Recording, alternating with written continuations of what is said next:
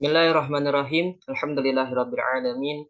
Wassalatu wassalamu ala asyrafil anbiya'i wal mursalin wa ala alihi wa sahbihi ajma'in. Qala rabbi shrah li sadri wa yassir li amri wahlul 'uqdatam min lisani yafqahu qawli. Assalamualaikum warahmatullahi wabarakatuh.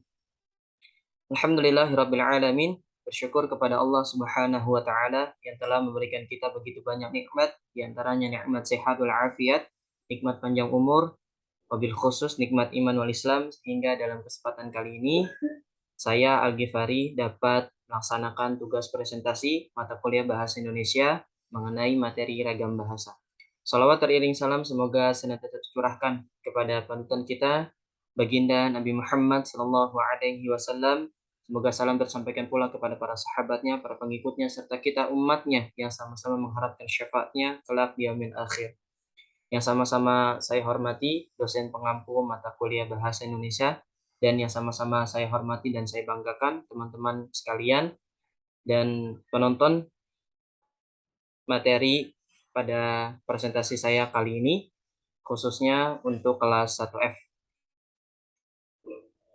Dalam kesempatan kali ini izinkan saya Al-Ghifari kelas 1F Prodi Pendidikan Guru Sekolah Dasar Fakultas Ilmu Pendidikan dan Keguruan, Fakultas Keguruan dan Ilmu Pendidikan. Nomor induk mahasiswa 22102525201. Dalam kesempatan kali ini saya akan melaksanakan presentasi mengenai ragam bahasa pada mata kuliah Bahasa Indonesia. Dalam kesempatan kali ini saya akan mempresentasikan dengan metode membaca dan sekaligus menjelaskan kepada teman-teman semuanya. Ragam bahasa. Ragam bahasa adalah variasi bahasa yang terjadi karena pemakaian bahasa. Jadi ragam bahasa itu dari kata ragam. Ragam itu artinya bervariasi, beragam, berbeda-beda. Bahasa yaitu bunyi vokal yang keluar dari lisan baik tulisan. Ragam bahasa adalah variasi bahasa yang terjadi karena pemakaian bahasa. Ragam bahasa dapat dibedakan berdasarkan media pengantarnya dan berdasarkan situasi pemakaiannya. Jadi ada dua pembedanya atau ada dua macam dari ragam bahasa itu berdasarkan daripada media pengantarnya, media bagaimana bahasa itu akan diungkapkan, akan dikeluarkan, dan berdasarkan situasi pemakaiannya. Pada saat apa kita melakukan bahasa tersebut. Berdasarkan media pengantarnya, ragam bahasa dapat dibagi atas dua macam. Yang pertama, ragam lisan. Yang kedua, ragam tulis. Berdasarkan situasi pemakaiannya, ragam bahasa dapat dibagi atas tiga macam. Yang pertama, ragam formal, ragam semi-formal, dan ragam non-formal. Untuk selanjutnya, ragam bahasa. Tadi berdasarkan media pengantarnya, kemudian berdasarkan cara penyampaiannya. Jika ada nama atau istilah lain yang berhubungan dengan variasi bahasa, sebaiknya tidak dilekatkan dengan istilah ragam bahasa, agar tidak terjadi kerancuan. Istilah ragam sastra, ragam jurnalistik, ragam ilmiah, ragam hukum, ragam bisnis, dan lain-lain yang sebelum ini kita pakai mulai, saat ini sebaiknya diganti menjadi laras sastra. Jadi, selain daripada ragam-ragam yang tadi sudah dikenalkan, istilah ragam juga ada ragam sastra, jurnalistik, ragam ilmiah, ragam hukum, ragam bisnis, dan lain sebagainya. Dalam praktek pemakaiannya, para penutur bahasa tentu dapat merasakan perbedaan antara ragam lisan dan ragam tulis. Perbedaan itu dapat dirinci sebagai berikut. Yang pertama, ragam lisan. Ragam lisan menghendaki adanya lawan bicara. Kayak misalnya saya dengan penonton sekalian. Ini saya lagi menggunakan ragam lisan, yaitu mempresentasikannya. Yang siap mendengar apa yang diucapkan oleh seseorang.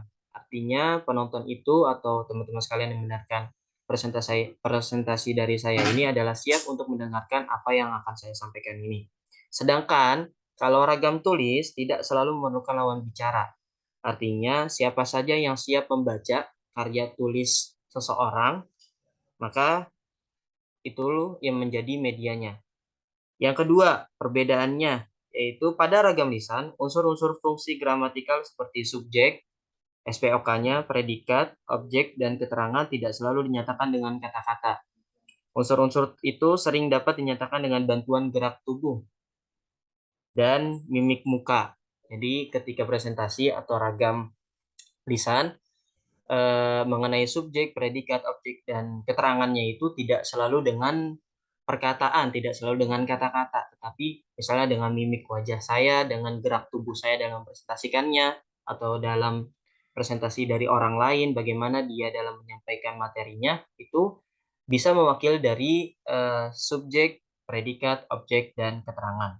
Sedangkan untuk ragam tulis, fungsi-fungsi gramatikal harus dinyatakan secara eksplisit, artinya secara langsung agar orang yang membaca suatu tulisan, misalnya dalam surat kabar, majalah, atau buku dapat memahami maksud penulisnya. Artinya dalam ragam tulisan itu, dia harus dituliskan menggunakan kata-kata untuk bisa menyampaikan maksud dari penulisnya itu. Selanjutnya perbedaannya, ragam lisan terikat pada situasi, kondisi, ruang, dan waktu. Sedangkan ragam tulis tidak terikat pada situasi, kondisi, ruang, dan waktu. Isi pembicaraan dalam suatu rapat misalnya, baru dapat dipahami oleh seseorang secara penuh bila ia hadir dan turut terlibat langsung di dalam rapat tersebut. Jadi, kalau misalnya ragam lisan atau dalam presentasi saya kali ini, itu kan terikat oleh waktu ya. Artinya, pada malam hari ini saya menyampaikan presentasi ini, dan bagi pendengar yang melihat presentasi pada saya pada kali ini, maka itu terikat oleh waktu. Sedangkan pada ragam tulisan, dia tidak terikat oleh kondisi, situasi, dan ruang ataupun waktunya. Karena kenapa? Dia bisa kapan saja dalam membaca ragam tulisan tersebut. Terus perbedaan yang terakhir adalah pada ragam lisan makna dipengaruhi oleh tinggi rendah dari panjang pendek nada suaranya. Sedangkan pada ragam tulisan makna ditentukan terutama oleh pemakaian tanda baca.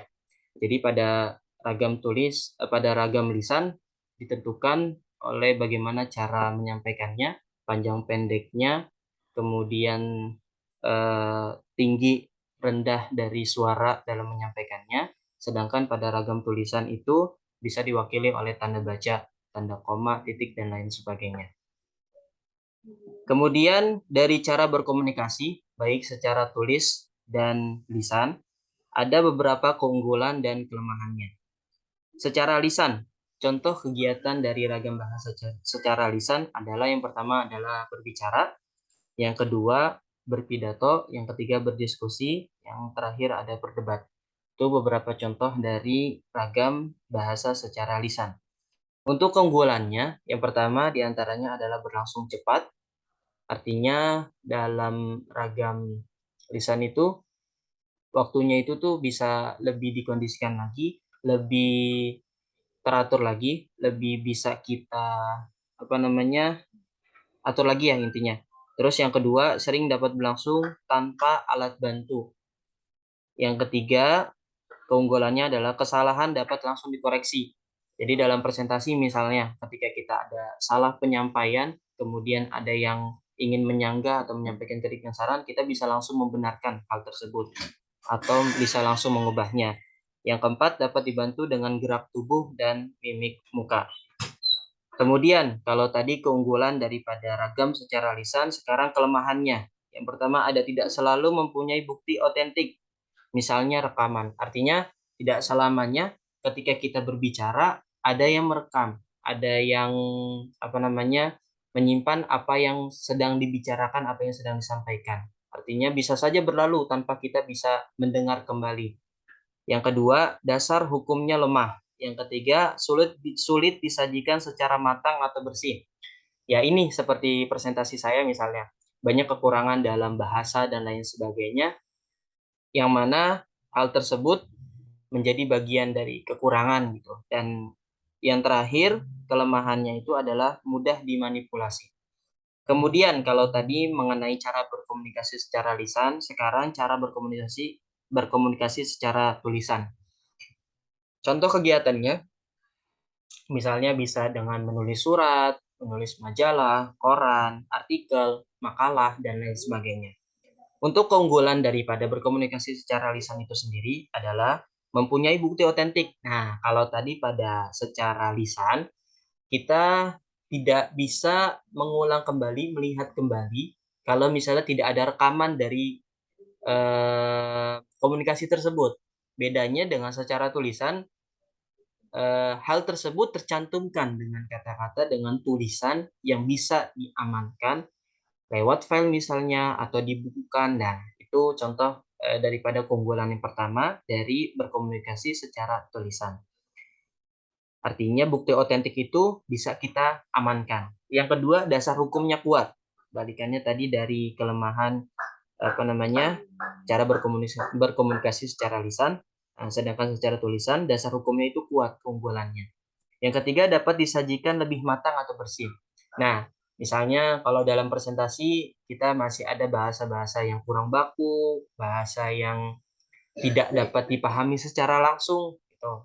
Atau misalnya terkadang justru dalam tulisan itu kita tidak bisa memahami bahasanya tertentu. Bahkan kita lebih bisa dapat memahami bahasa yang disampaikan oleh sang presentasi itu adalah dengan secara lisan langsung. Nah, kalau dalam hal ini dapat disajikan dengan lebih matang atau bersih, artinya penggunaan katanya, kemudian pemakaian tanda bacanya itu bisa lebih teratur lagi. Beda dengan pada saat cara berkomunikasi secara lisan. Yang terakhir, keunggulannya adalah lebih sulit untuk dimanipulasi. Karena kenapa? Sudah tercantum dengan tulisan kata-kata. Artinya tidak bisa diambil nih oleh orang lain.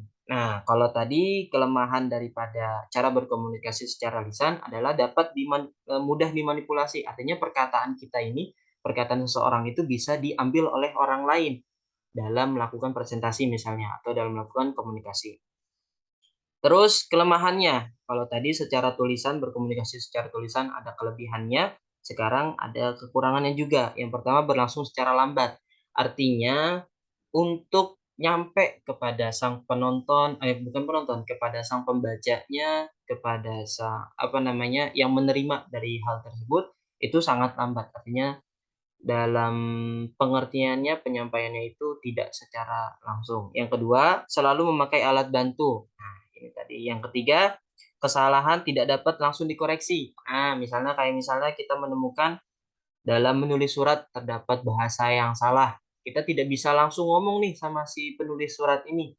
Artinya, nggak bisa langsung kita koreksi, oh ini bahasa ini salah nih, dan yang menulis itu nggak bisa langsung mendengar apa yang menjadi koreksi kita. Beda ketika saat kita melakukan komunikasi secara lisan, kita salah menyampaikan saja, mungkin ada orang yang langsung mengkritiknya, penggunaan bahasanya seharusnya tidak seperti ini. Nah, itu kelemahan daripada berkomunikasi secara lisan. Yang keempat adalah tidak dapat dibantu dengan gerak tubuh dan mimik muka. Nah, itu salah satu kelemahannya juga. Jika total persentase kemampuan berkomunikasi lisan dan tulisan adalah 100, tentu pembagian yang idealnya adalah 50% berbanding 50%. Memang harus diakui, jika dibandingkan antara komunikasi lisan dan tulis, berkomunikasi tulis terasa lebih sulit. Ini pengakuannya. Namun, hal itu tidak boleh menjadi alasan yang mewajarkan adanya ketimpangan yang ekstrim dalam kualifikasi berkomunikasi lisan dan tulis. Baik, teman-teman, ragam bahasa, saya akan menyampaikan mengenai contoh-contohnya. Ragam bahasa formal. Kalau yang tadi secara situasi pemakaiannya, itu diantaranya yang pertama, kata ganti dan sapaan. Itu misal ada saya, Anda, kemudian Bapak bisa digunakan dengan kata saya, kemudian Ibu, saudara. Nah, terus untuk imbuhan dan partikel penegasnya sudah menerima, sudah membaca, betulkan, mengobrol. Terus pilihan kata tertentu. Ada beritahukan, uang, sudah, tidak, begitu, seperti itu, sebentar, saja, laki-laki atau pria, perempuan atau wanita. Kemudian ragam bahasa berdasarkan cara pemakaiannya itu ada semi formal. Berdasarkan situasi pemakaiannya ada semi formal. Kata aku misalnya diganti bisa dengan bung, bisa dengan kamu, mas atau dik atau mbak misalnya. Saya menyampaikan ke orang bisa dengan tidak bisa menyebutkan namanya, misalnya kita tidak hafal namanya, bisa dengan bung, kamu, mas atau dek atau mbak dan lain sebagainya. Kemudian imbuhan dan partikel penegasnya sudah terima, misalnya kata sudah terima, sudah baca, betulin atau bikin betul, ngobrol, ngopi, loh, kok, sih, deh. Nah, itu dari contoh imbuhan dan partikel penegas. Pilihan kata tertentu misalnya kasih tahu, tweet, sudah, tidak, gitu, kayak gitu, sebentar, saja, orang laki atau anak laki, orang perempuan atau anak perempuan. Dan yang terakhir, ragam bahasa berdasarkan situasi pemakaiannya adalah secara non formal. Misalnya gue, bang, mbak, misalnya. Gue, lu, gitu. Gue, neng, gue, situ, itu berdasarkan kata ganti dan sapaan. Kemudian imbuhan dan partikel penegasnya. Udah terima, udah baca, betulin, ngobrol, ngopi. Nah, itu termasuk dari ini nih. Kemudian pilihan kata tertentunya bilangin, omongin, doku, fulus. Nah, itu bahasa tidak. Udah, enggak gitu, kayak gitu. Ya, misalnya tulisannya seharusnya kayak gitu, seperti itu menjadi kayak gitu. Entar atau bentar, aja, cowok, cewek. Nah, itu contoh-contoh daripada ragam bahasa berdasarkan situasi pemakaiannya yang tadi ada formal, semi formal, dan non formal. Kemudian untuk di mana kita memakai ragam bahasa sesuai dengan situasi pemakaiannya itu, untuk ragam non formal lisan dipakai untuk berbicara sehari-hari di rumah, bergunjing misalnya, bercerita, mengobrol. Kemudian ragam formal lisan dipakai untuk berceramah ilmiah, berpidato resmi, berdiskusi formal, ataupun berdebat resmi. Kemudian ragam non formal secara tulisan. Misalnya dipakai untuk menulis surat kepada kerabat, misalnya menulis surat cinta misalnya. Menulis surat kepada teman, nah ini menulis surat kepada pacar, menulis catatan harian.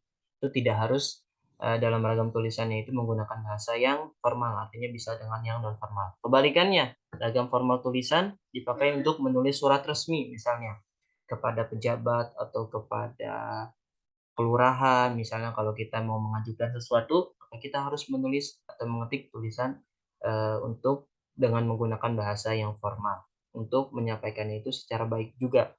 Kemudian nulis makalah. Nah, kalau kita anak-anak kuliahan nih, Bro.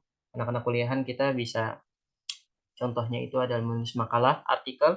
Kemudian kalau kita mau ada kegiatan, misalnya kita mau mengajukan dana, mau mengajukan bantuan dana ke sekolah, ke universitas misalnya yaitu dengan menggunakan atau menulis proposal. Itu contohnya juga. Dan yang terakhir adalah menulis laporan formal. Baik, teman-teman, mungkin itu saja presentasi dari saya. Kurang lebihnya mohon dimaafkan. Yang baiknya atau kelebihannya itu datangnya dari Allah dan kekurangannya itu semata-mata dari saya, hamba yang tidak luput dari kesalahan. Demikian presentasi dari saya, kurang lebihnya mohon dimaafkan. Daun salam punya Bang Markum Ketiban Batu. Assalamualaikum warahmatullahi wabarakatuh. Terima kasih.